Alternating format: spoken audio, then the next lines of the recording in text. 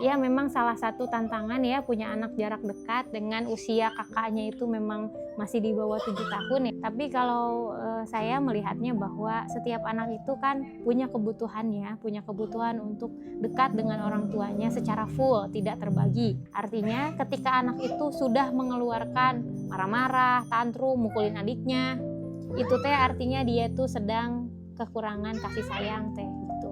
Jadi dia butuh kita secara full. Makanya kalau saya sama suami menyepakati bahwa harus ada 1 hari saya sama anak pertama full. Walaupun itu nggak seharian, fullnya cuma 10 menit, kita jalan beli telur ke warung, tapi nggak ada yang lain, nggak ada adiknya, nggak digangguin ayahnya, nggak digangguin anaknya yang paling kecil, adik yang paling kecil, yang bayi.